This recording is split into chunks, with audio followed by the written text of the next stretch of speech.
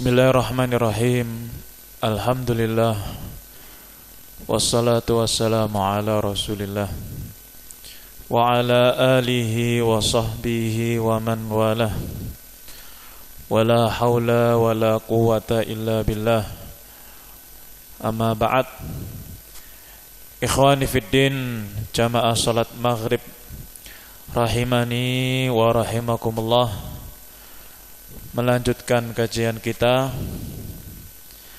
masih dalam muqaddimah tafsir Al-Quran.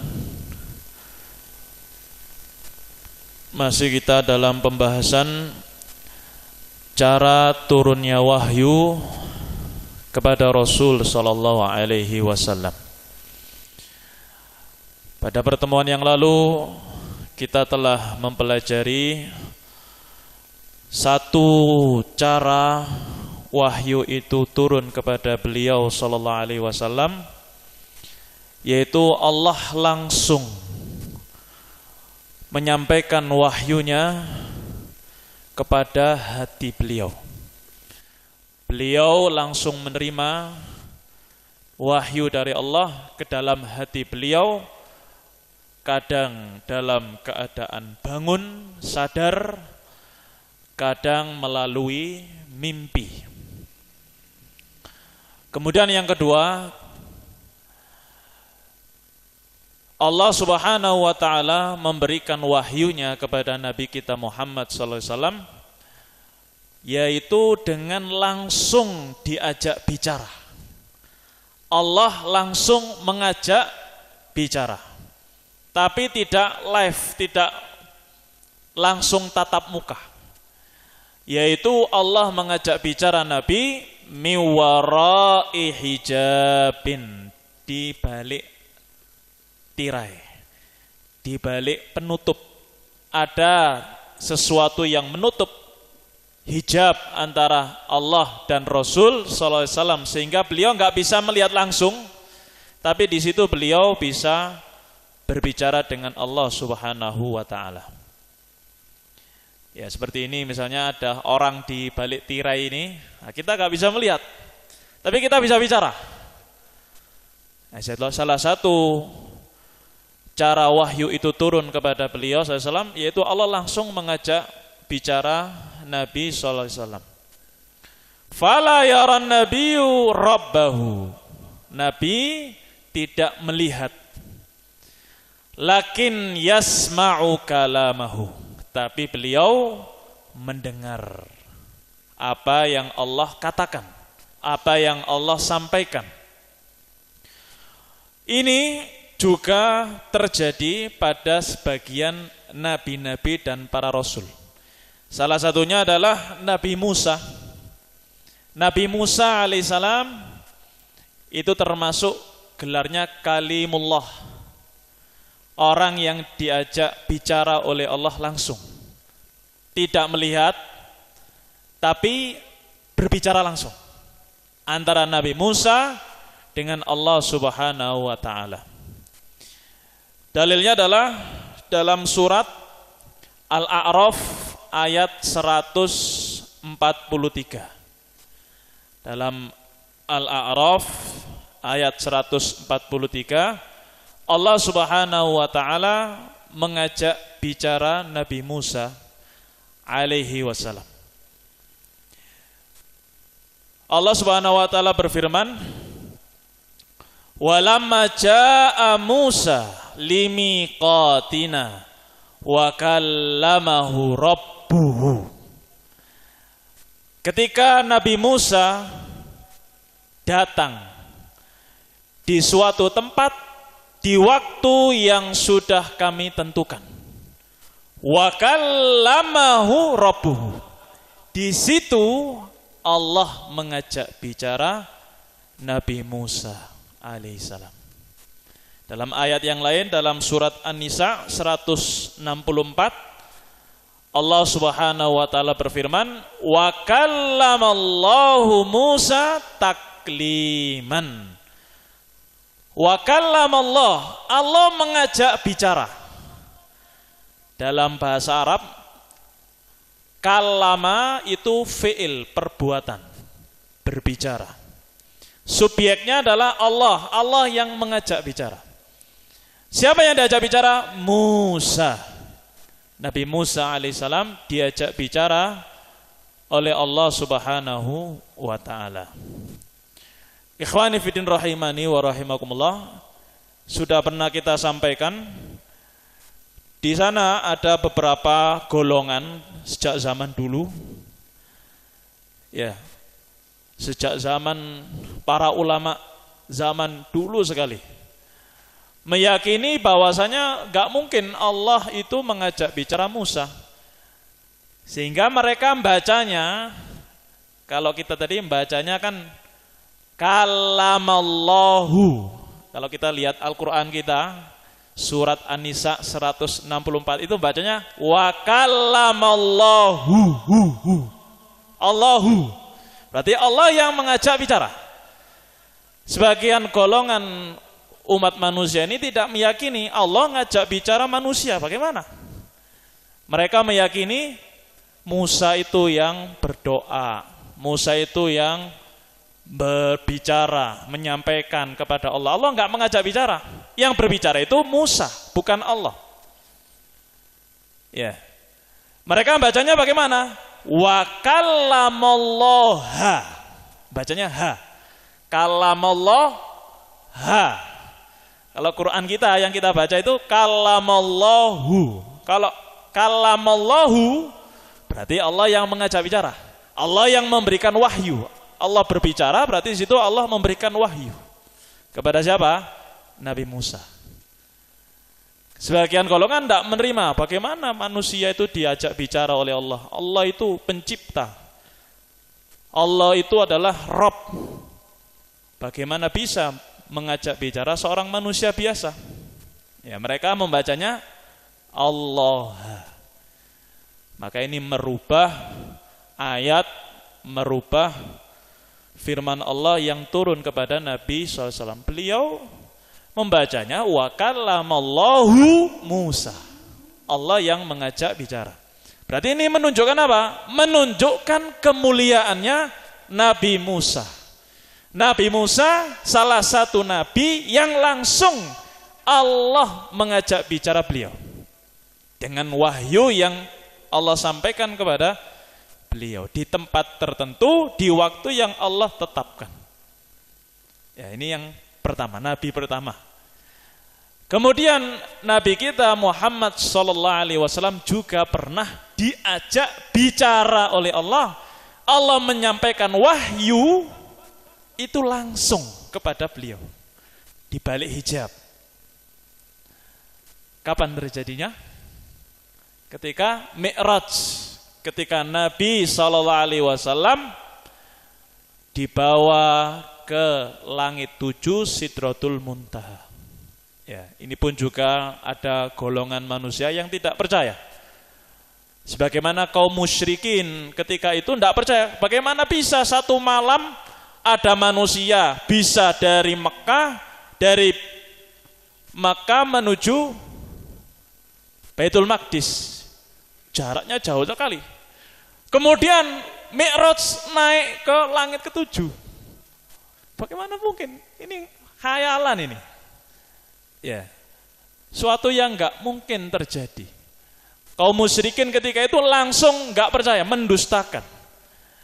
Ya, sahabat Abu Bakar As-Siddiq radhiyallahu anhu belum mendengar langsung kepada berita itu dari Nabi SAW. Tapi beliau menerima berita itu dari kaum musyrikin. Ketika itu terjadi omongan-omongan di antara kaum musyrikin.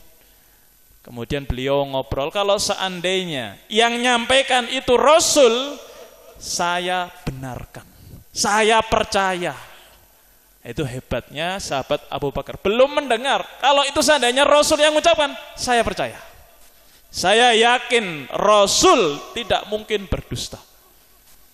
Maka beliau digelari As-Siddiq, orang yang membenarkan. Ya. Ketika itu Rasul SAW pada peristiwa Isra Mi'raj, beliau dibawa ke langit ke-7. Ya, sebagian orang tidak percaya, sebagian kaum muslimin tidak mempercayai Allah berbicara langsung dengan beliau di langit ketujuh. Haitsu akhadhal amra bis-shalah mubasyaratan an rabbih. Yaitu ketika Allah menyampaikan wahyu berupa syariat salat mubasyaratan, secara langsung. Ya, ini sudah ma'ruf. Sejak kita sekolah dulu, peristiwa Isra Mi'raj, peristiwa itu adalah tentang salat. Ibadah salat, kewajiban salat yang Allah perintahkan kepada Nabi dan kepada umat beliau. Ya. Ikhwani fillah rahimani wa rahimakumullah. Hal ini juga menunjukkan betapa besarnya ibadah salat. Tidak ada ibadah-ibadah selain salat yang Allah mengundang langsung Rasul SAW dengan Allah berhadapan berbicara di balik hijab. Tidak ada. Selain salat tidak ada. Haji, puasa, zakat, tidak ada. Ibadah-ibadah yang lainnya tidak ada yang secara langsung Rasul diajak bicara oleh Allah. Allah memberikan wahyu, perintah berupa ibadah salat. Dan ini menunjukkan pentingnya ibadah salat. Ya. Ibadah salat dengan besarnya keagungan salat itu Allah langsung memerintahkan kepada beliau, dan salah satu ibadah yang tidak bisa gugur dengan keadaan apapun. Ketika sakit, ketika safar, ketika dalam kondisi takut, ketika dalam kondisi peperangan, salat itu tidak gugur. Karena besarnya ibadah salat ini tidak gugur dalam keadaan apapun. Kecuali satu, wanita yang haid nggak salat. Ya benar, wanita yang haid nggak salat. Selain itu, salat ditegakkan dalam kondisi sakit, dalam kondisi perang, dalam kondisi safar, dalam kondisi mukim, tetap salat. Ya, ini menunjukkan betapa besarnya ibadah salat. Ikhwani fiddin rahimani wa rahimakumullah. Ketika seorang berperang, ada di situ tata cara salat Rasul SAW yang diperintahkan oleh Allah Subhanahu Wa Taala dalam ayat-ayatnya. Nanti kita akan pelajari. Di situ ada cara-cara salat ketika peperangan.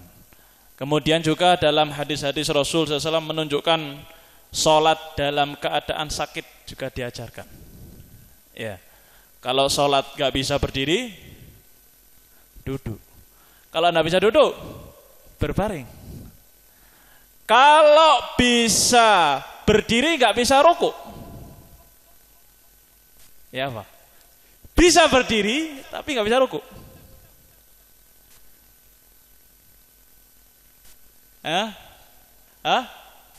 Dengan isyarat. Ya, ketika seorang itu mampu mengerjakan salah satu rukun sholat itu berdiri, ruku, sujud, ya benar. Rukun-rukun sholat, tidak boleh ditinggalkan. Kalau seorang itu bisa mengerjakan seluruhnya, dan itu kewajiban sholat, rukun-rukun sholat, melakukan itu semua. Bagi orang yang mampu. Kalau tidak bisa, kata Rasulullah SAW, duduk. Dengan berbaring kalau nggak bisa duduk. Tapi kalau sebagian rukun itu bisa dikerjakan, maka dilakukan. Maka nasihat juga sebagian orang tua, ketika dia bisa berdiri, ya, dia bisa berdiri, maka jangan duduk. Biasanya itu ada kursi, ya, di belakangnya ada kursi. Orangnya sejak awal sholat itu adalah dengan duduk. Padahal kalau dia berdiri bisa. Ya, yang nggak mampu itu ketika ruku, sujud, bangkit dari sujud menuju berdiri, kan gitu biasanya ya. Maka ketika dia mampu berdiri, ya tetap dia kerjakan berdiri. Dia berdiri, kemudian ketika ruku, sujud, diganti dengan duduk di kursi tadi. Menggunakan isyarat. Kalau ruku agak merungkuk gitu. sujudnya lebih berungkuk lagi. Ya. Kalau nggak bisa berdiri, nggak bisa duduk, ya sudah berbaring. Berbaring menghadap kiblat. Kemudian kalau nggak bisa apa-apa, gerakan-gerakan dia tidak bisa. Sakit apa misalnya? Sakit apa? Hah? Stroke, lumpuh. Nah, kira-kira orang stroke sholat atau enggak? Sholat. Tidak gugur ibadah sholat walaupun sakitnya stroke. Nggak bisa apa-apa orang stroke itu. Ketap-ketip gini kan? Ketap-ketip, tapi sholat. Harus sholat. Mungkin dia bisa ngomong. Agak pilu-pilu tapi dia bisa ngomong. Nggak bisa gerak. Maka keluarganya mengingatkan istrinya, anak-anaknya diingatkan, Pak, sudah waktunya masuk waktu sholat. Maghrib, asar, diingatkan. Nggak bisa wudu. Ya yang wudu kan keluarganya. Kalau diwudui nggak bisa, ya tayamum. Ditayamumi dengan keluarganya. Dengan perantara keluarganya. Dia tetap sholat, diingetin. Ya sambil dia gini sholat Allahu Akbar dengan mulutnya saja. Dengan mulutnya dia membaca Allahu Akbar. Alhamdulillahirabbil alamin arrahmanir rahim. Sudah gini aja. Nah, kalau rukuk gimana? Kalau rukuk dengan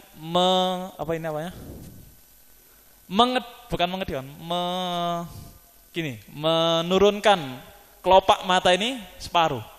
Nah gini. Kalau sujud lebih dalam. Agak dalam gini. Allahu Akbar, agak rukuk. Kemudian melek lagi ketika sujud agak merem. Meremnya agak dalam. Membedakan isyarat rukuk dan sujud.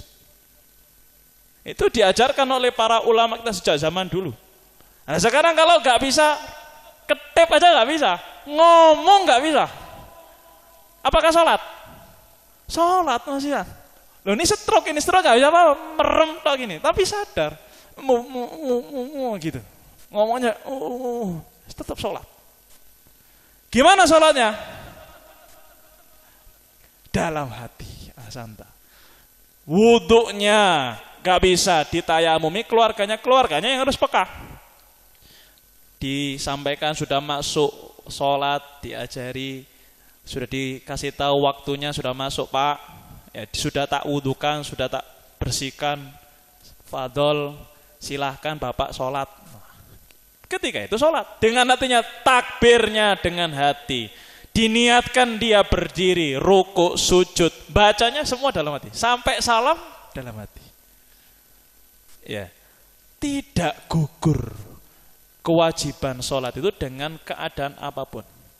Makanya besar sekali ibadah sholat, pahalanya besar, demikian pula azab yang diterima oleh orang yang meninggalkan sholat juga besar. Kata Rasul SAW, awalu ma yuhasabu bil abdu yaumal qiyamah min amalih as-sholah. Amalan yang pertama kali yang dihisab, yang dihitung sejak dia balik sampai meninggal dunia. Amalan yang sekian banyak, ada puasa, ada sedekah, ada kerja, semua kegiatan dia yang pertama kali dihitung sholatnya. Ya, in soluhat soluhasairu amalihi. Jika sholatnya bagus, maka semuanya dianggap oleh Allah bagus. Wa in fasadat fasadasairu amalihi. Jika sholatnya rusak, sholatnya jelek, maka dianggap jelek oleh Allah seluruh amalannya. Maka kita yang sudah umurnya sudah tua mungkin, maka ibadah ini betul-betul hendaklah diperhatikan. Bagi yang laki-laki berjamaah, ya. Apa yang telah lalu mungkin di masa muda saya dulu, ya Allah nggak pernah sholat misalnya, sholatnya bolong-bolong, satu sholat itu dosanya besar sekali kalau ditinggalkan. Dulu bolong terus, bahkan ada yang nggak sama sekali.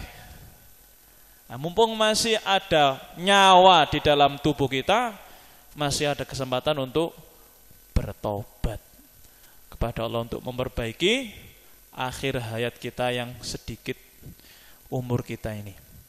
Maka ikhwani fillah rahimani wa rahimakumullah, dari apa yang disampaikan tadi, Rasul SAW mendapatkan perintah sholat itu secara langsung. Allah mengajak bicara, Allah mengundang beliau ke langit ketujuh. Namun Rasul tidak bisa melihat langsung zat Allah Subhanahu wa taala, hanya sekedar mendengarkan suaranya. Ini adalah cara wahyu itu turun kepada beliau SAW, cara yang kedua. Adapun cara yang ketiga, cara yang terakhir, Allah Subhanahu wa taala menurunkan wahyu melalui perantara seorang rasul. Rasul itu maksudnya adalah utusan. Ya, rasul itu dalam bahasa kita adalah utusan. Allah mengirim seorang utusan dari kalangan malaikat. Wa ghaliban ma yakunul mursal Jibril. Seringnya malaikat yang bertugas dalam menyampaikan risalah, menyampaikan wahyu yang diutus oleh Allah itu adalah malaikat Jibril alaihi salam. In kanal amru yata'allaqu bin nubuwah wasyariah. Jika wahyu itu perkaranya berhubungan dengan kenabian, dengan kerasulan, dengan syariat, dengan hukum-hukum, maka yang diperintahkan itu utusan Allah malaikat Jibril alaihissalam. Terkadang Allah Subhanahu wa taala juga mengutus selain malaikat Jibril dalam perkara-perkara yang lain.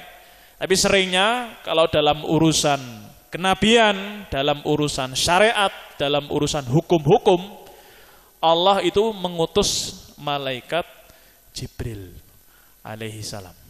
Dan jenis yang ketiga ini adalah jenis yang paling sering di dalam Al-Quran turunnya wahyu itu melalui perantara malaikat Jibril alaihi salam. Ini yang ketiga. Tadi yang pertama, dengan Allah langsung menurunkan ke hati beliau. Yang kedua, Allah mengajak bicara beliau di balik hijab. Yang ketiga, Allah menyampaikan wahyunya melalui perantara malaikat Jibril alaihissalam. Sekarang kita akan membahas bagaimana metode wahyu itu turun melalui perantara malaikat Jibril alaihissalam. Ikhwani fillah rahimani wa rahimakumullah. Di sini ada dua tahapan. Tahapan yang pertama adalah kaifiyah talaqi Jibril alaihissalam al-Qur'ana minallah. Proses malaikat Jibril menerima wahyu dari Allah. Malaikat Jibril menerima wahyu dari Allah. Ini juga ada prosesnya. Proses kedua, dari malaikat Jibril menuju Nabi Muhammad SAW. Itu juga ada prosesnya. Jadi ada dua tahapan. Dari Allah ke malaikat Jibril, dari malaikat Jibril menuju Nabi Muhammad sallallahu alaihi wasallam. Ya, sekarang tahapan yang pertama, dari Allah melalui malaikat Jibril dulu. Dalam ayat surat Al-Baqarah ayat ke-30, di situ Allah Subhanahu wa taala menjelaskan tentang Allah Subhanahu wa taala terkadang berbicara, terkadang menyampaikan wahyunya kepada para malaikat. Dalam surat Al-Baqarah ayat 30 Allah berfirman, "Wa in qala rabbuka lil malaikati inni ja'ilun fil ardi khalifah." Qalu ataj'alu fiha may yufsidu fiha wa yasfikud dima. Ingatlah ketika Allah berbicara, menyampaikan ucapannya kepada para malaikat. Ini sesungguhnya aku menjadikan khalifah manusia yang menggantikan generasi demi generasi di muka bumi ini. Qalu, kemudian para malaikat berkata, ataj'alu fiha man yufsidu fiha wa yasfikud dima. Ya Allah, apakah kamu ingin menjadikan di muka bumi itu makhluk-makhluk yang akan melakukan kerusakan-kerusakan, berbuat kerusakan di muka bumi dan menumpahkan darah. Dan seterusnya, ayatnya panjang. Nah, di sini syahidnya adalah Allah mengajak bicara malaikatnya. Dalam ayat yang lain Allah Subhanahu wa taala berfirman, "Idz yuhi rabbuka ilal malaikati inni anni ma'akum." Ingatlah ketika Allah memberikan wahyu kepada para malaikat. Ya, ini dalil menunjukkan bahwasanya Allah itu terkadang berbicara dengan malaikatnya, memberikan wahyu melalui perantara malaikat. Sekarang yang lebih perinci, cara wahyu itu turun kepada Jibril kemudian kepada Nabi Muhammad SAW. Dalam sebuah hadis penjelasan Rasul SAW tentang turunnya wahyu melalui Jibril alaihissalam. Beliau SAW pernah bersabda, "Idza takallama Allahu bil wahyi."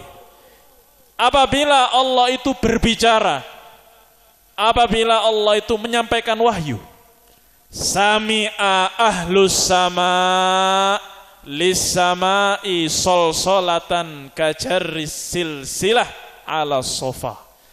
Seluruh penduduk langit, malaikat-malaikat di kolong langit itu mendengarkan suara yang sangat keras, bunyi yang sangat keras, kajarris silsilah ala sofa, seperti rantai besi yang digeret di atas batu yang licin.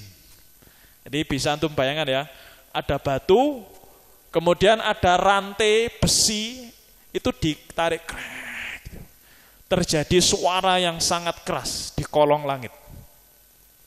Nah, ketika Allah berbicara dengan wahyunya, seluruh penduduk langit itu mendengar bunyi yang sangat keras, seperti rantai besi yang digeret di atas batu.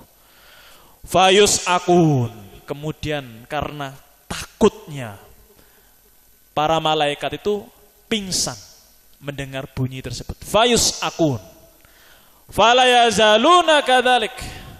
Terus demikian sampai akhirnya Jibril alaihissalam bangkit datang kepada mereka. Ya, Jibril mendapatkan wahyu dari Allah, kemudian datang kepada mereka. Hatta idza ja'ahum Jibril fuzzi'a an qulubihim. Ketika Jibril datang kepada mereka, setelah datang atau dapat wahyu dari Allah Subhanahu wa taala, datang kepada para malaikat itu dalam keadaan mereka sangat takut. Qala fayaqulun ya Jibril madza qala rabbuka. Kemudian para malaikat itu tadi yang semaput pingsan, kemudian hati mereka takut saat Jibril datang kepada mereka. Mereka mengatakan, "Hei Jibril, apa yang Allah katakan kepada engkau? Apa wahyunya?" Fayaqulul haq. Jibril hanya mengatakan al-haq, kebenaran. Apa yang Allah sampaikan itu adalah kebenaran. Fayaquluna al-haqqa al-haqqa. Kemudian para malaikat pun mengatakan al-haq al-haq, kebenaran, kebenaran. Ya. Jadi ketika wahyu itu turun kepada malaikat Jibril alaihissalam, terdengar suara yang sangat keras di kolong langit. Kemudian Allah menyampaikan wahyunya kepada Jibril alaihissalam. Wal Qur'anu minal wahyi alladzi talaqahu Jibril sama'an minallah bilafdhihi al-makhsus.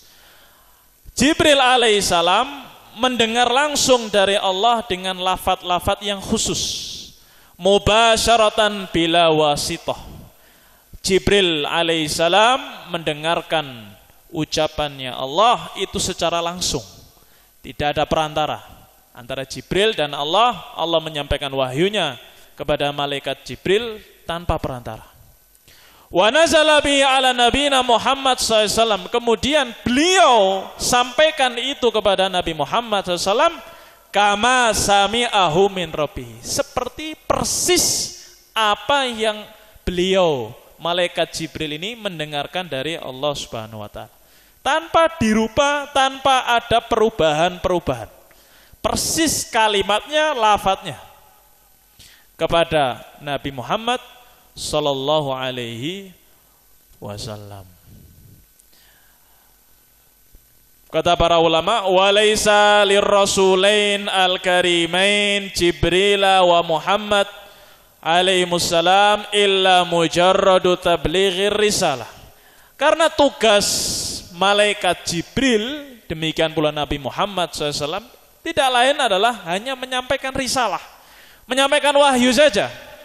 Wa ada'ul alfadhi kama sami'aha bila naqsin au ziyadah. Mereka sampaikan sesuai dengan apa yang didengar dari Allah, tanpa ada pengurangan, tanpa adanya ziyadah, tanpa adanya penambahan-penambahan.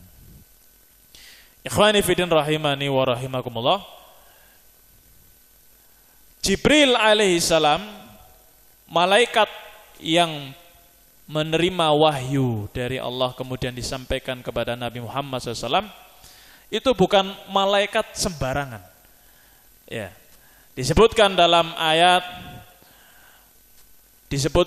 ayat bahwasanya Jibril ini memiliki sifat-sifat yang sangat agung. Ya, yang sangat mulia. Allah Subhanahu wa taala berfirman, "Wa innahu latanzilu rabbil alamin. Nazala bihir ruhul amin ala qalbika litakuna minal munzirin bilisanin arabiyyin mubin." Sesungguhnya Al-Quran itu diturunkan oleh Allah Rabbul Alamin, dibawa oleh Ruhul Amin, yaitu malaikat Jibril yang penuh dengan amanat. Kemudian dibawa kepadamu. Bahasa Arab itu menggunakan bahasa Arab. Dalam ayat yang lain, dalam surat An-Najm ayat 5 dan 7, Allah Subhanahu wa taala berfirman, wa innahu laqaulu rasulin karim.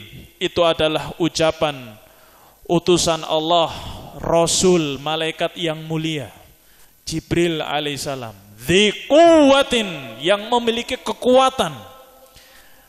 Makin, dzil arsyil makin. Ya, di sisi Allah Subhanahu wa taala, malaikat Jibril itu memiliki kekuatan dan kedudukan yang tinggi. Diposisikan oleh Allah pada derajat yang tinggi. Muta'in thumma amin. Malaikat Jibril itu muta', ditaati oleh malaikat-malaikat yang lain. Thumma amin, dan malaikat Jibril itu punya sifat amin, yang penuh dengan amanat. Kemudian wa 'allamahu syadidul quwa. Nabi Muhammad SAW diajari oleh malaikat Jibril, malaikat yang sangat kuat. Dzu mirratin fastawa. Ketika itu malaikat Jibril menampakkan postur atau tubuhnya yang asli dengan keadaan yang kuat, memiliki keindahan, suci batinnya dan suci luarnya. Wa huwa bil ufuqil a'la. Kemudian beliau melihat Jibril dalam keadaan aslinya itu berada di langit yang tinggi. Ikhwani fiddin rahimani wa rahimakumullah. Di sini menjelaskan bahwasanya yang diutus oleh Allah Subhanahu wa taala itu bukan malaikat sembarangan, tapi benar-benar malaikat yang dipilih oleh Allah dengan sifat-sifat yang sempurna, sifat-sifat yang terpuji, sifat-sifat yang menunjukkan kekuatan dan memiliki kedudukan di sisi Allah Subhanahu wa taala.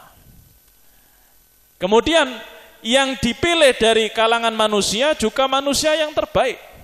Muhammad sallallahu alaihi wasallam ketika itu beliau umurnya adalah umur 40 tahun saat itu. Ketika wahyu itu turun dari malaikat Jibril kepada beliau, awal turunnya pada saat itu umur beliau adalah umur 40 tahun. Disebutkan oleh para ulama. Saat itu Ibnu Abbas radhiyallahu anhu pernah berkomentar, wa hadhihi sin hiya allati yakunu biha bulughur rusyd wa kamalul aql wa tamamul idrak. Umur 40 itu adalah umur yang puncaknya kedewasaan, sempurnanya akal dan sempurnanya pemahaman. Nah, kenapa sih Rasul itu kok mendapatkan wahyu di umur 40? Alasannya tadi, umur 40 itu adalah umur puncaknya kedewasaan, sempurnanya akal dan sempurnanya pemahaman seseorang. Ya, ketika orang itu sudah mencapai umur 40 ke atas, maka dia telah mencapai umur puncaknya kedewasaan, akal yang sempurna dan pemahaman yang sempurna. Disebutkan oleh Ibnu Abbas, wa Atha wa Sa'id bin Musayyib bahwasanya Nabi SAW mendapatkan wahyu itu pada saat umur 40 tahun. Wa qad bayyana Allah Ta'ala lana awsafa Jibril. Di sini Allah Subhanahu wa taala menjelaskan tentang sifat-sifat Jibril alaihissalam yang memiliki akhlak-akhlak yang terbaik. Alladzi nazala bil Qur'an min indihi, yang membawa wahyu dari Allah Subhanahu wa taala. Wa tadullu ala 'idhamil Qur'an. Maka itu menunjukkan tentang besarnya keagungan Al-Qur'an. Allah pilih malaikat yang terbaik, manusia yang terbaik, berarti menunjukkan Al-Qur'an itu sangat agung sekali. Wa inayatihi ta'ala bihi. Allah sangat perhatian dengan Al-Qur'an ini. Fa innahu la yursilu man kana 'aziman illa bil umuril 'azimah.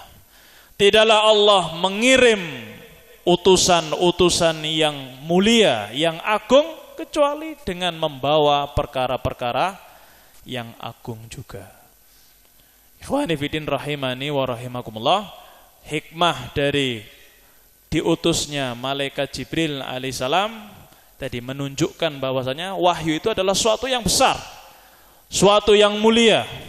Karena di situ Allah memilih malaikat yang terbaik. Kemudian manusia yang menjadi sasaran ayat atau wahyu dari Allah itu adalah orang yang terbaik dari kalangan manusia. Ikhwani fillah rahimani wa rahimakumullah. Kemudian proses tahapan kedua dari malaikat Jibril kemudian kepada Nabi sallallahu alaihi wasallam itu juga ada tahapannya. Dalam sebuah hadis Rasulullah sallallahu alaihi wasallam atau Aisyah radhiyallahu anha pernah ditanya oleh seorang sahabat namanya Al-Harith ibnu Hisham tentang proses turunnya wahyu dari malaikat Jibril kepada Nabi Muhammad SAW. Al-Harith ibnu Hisham bertanya kepada Rasul SAW. Dari sahabat Aisyah, Harith ibnu Hisham pernah bertanya kepada Rasul SAW. Kemudian Al-Harith berkata, ya Rasulullah, kaifa ya'tika al-wahyu? Bagaimana wahyu itu turun kepadamu? Faqala Rasulullah SAW, ahyanan ya'tini mithlu salsalatil jaros. Terkadang wahyu itu turun kepadaku seperti solsolah al-jaros. Jaros itu lonceng. Seperti besi yang terbentur dengan besi. Ya, besi dengan besi, kalau ketemu muncul suara yang keras. Datang kepadaku wahyu itu seperti suara yang sangat keras, ibaratnya adalah besi ketemu besi, seperti lonceng. Deng, tapi suaranya keras sekali. Wa huwa asyadduhu alayya, dan itu adalah wahyu yang turun kepadaku dengan cara yang paling berat. Paling beratnya wahyu turun kepadaku itu ketika wahyu itu turun dengan modelnya yang seperti ini. Dengan suara yang sangat keras, seperti suara benturan besi dengan besi. Fayufsimu anni, ketika suara itu menghilang, Waqad wa'aitu anhu maqala. Tiba-tiba aku telah memahami dari apa yang disampaikan oleh Jibril kepadaku. Wahyanan yatamatsalu li al-malaku rajulan. Terkadang Jibril itu datang kepadaku berubah bentuk menjadi seorang lelaki. Fayukallimuni, kemudian menyampaikan wahyunya kepadaku. Fa'ai ma yaqul, kemudian aku memahami apa yang dia ucapkan. Jadi terkadang beliau, malaikat Jibril itu menyampaikan kepada Nabi Muhammad SAW dengan suara besi yang terbentur dengan besi seperti lonceng yang sangat keras. Terkadang malaikat Jibril menyampaikan, beliau berubah menjadi seorang lelaki. Ya, ini adalah proses tahapan wahyu turun dari malaikat Jibril kepada Nabi Muhammad SAW. Maksud dari tadi Rasul mendengarkan suara yang sangat keras, maksudnya adalah Jibril alaihissalam mendatangi Nabi SAW dengan keadaan malaikat Jibril itu menampakkan wujud aslinya. Wa yulqi al-wahya alaihi, kemudian menyampaikan wahyu itu kepada Nabi SAW. Fayasma'uhu sallallahu alaihi wasallam, kemudian beliau SAW mendengarkannya. Lakin yus'iru anna sautal ladzi ya'tihi mithlu salsalatil jaras. Tapi beliau mengungkapkan perasaan beliau ketika mendengar wahyu yang disampaikan malaikat Jibril dengan bentuk yang asli tadi, itu seperti suara dentuman besi dengan besi yang ditabrakkan. Ya. Ketika itu beliau saja yang mendengar. Anan Nabiyya sallallahu kana idza unzila alaihil wahyu sumi'a inda wajhi kadawi an-nahl. Fayash'uruna bi sautin duna dzalik. Ya. Beliau mendengarkan, tapi orang lain di sampingnya tidak tahu. Beliau tadi mendengarkan suara yang sangat keras. Tapi beliau dalam keadaan seperti itu, orang lain tidak mendengarkan apa-apa. Hanya saja ketika wahyu itu turun kepada beliau, orang lain yang di sekitar beliau melihat, ya, melihat raut wajah beliau. Raut wajah beliau yang kehitaman, agak merengut. Kemudian keringat-keringat beliau bercucuran ketika wahyu itu turun kepada beliau. Ini hanya beliau saja yang mendengarkan suara yang keras dari Jibril alaihissalam, namun orang lain yang di sekitarnya tidak bisa mendengarkan apa-apa. Ikhwani fillah rahimani wa rahimakumullah, yang terakhir adalah hadis Aisyah radhiyallahu anha, beliau pernah berkata, fa akhadahu makana yakhudhuhu minal burha'i indal wahyi. Wahyu itu pernah turun kepada Nabi SAW dalam keadaan beliau sangat kesusahan menerima wahyu itu. Hatta innahu la yatahaddaru minhu mithlul jum'an atau al-jum'an minal arq. Sampai-sampai keringat beliau itu bercucuran seperti mutiara-mutiara. Fil yaumi syati, padahal saat itu musim dingin. Min thiqalil qaulil ladzi unzila alaih, karena beratnya wahyu yang turun kepada beliau sampai beliau itu kesusahan, tampak kesusahan dari raut wajahnya, keringat-keringat bercucuran dari wajah beliau. Ikhwani fillah rahimani wa rahimakumullah, inilah dua tahapan wahyu itu turun dari Allah ke malaikat Jibril, yang tadi seperti suara yang keras juga, yang sampai-sampai para malaikat pingsan mendengarnya. Kemudian malaikat Jibril kepada Rasul SAW ada dua cara. Terkadang beliau menampakkan wujud aslinya, malaikat Jibril, ya, kemudian menyampaikan wahyunya. Rasul SAW merasakan apa yang disampaikan Jibril itu seperti dentuman besi tadi, saking kerasnya. Dan itu yang paling berat. Terkadang Jibril menampakkan dengan sosok manusia sebagai lelaki kemudian mengajak bicara Nabi Muhammad sallallahu alaihi wasallam. Ikhwani fillah rahimani wa rahimakumullah, itu yang menjadi proses terakhir dari tahapan-tahapan turunnya wahyu dari Allah kepada Nabi Muhammad sallallahu alaihi wasallam. Pada pertemuan yang akan datang kita akan mempelajari tentang Al-Quran turun kepada beliau sallallahu alaihi wasallam itu apakah secara langsung, apakah secara bertahap. Ya. Karena di sana ada beberapa perselisihan di antara para ulama. Ada yang mengatakan Al-Quran itu turun secara langsung, turun dari awal sampai akhir, turun langsung di malam Lailatul Qadar. Ada yang mengatakan sebagiannya saja, kemudian bertahap. Nanti kita akan bahas pada pertemuan yang akan datang insyaallah.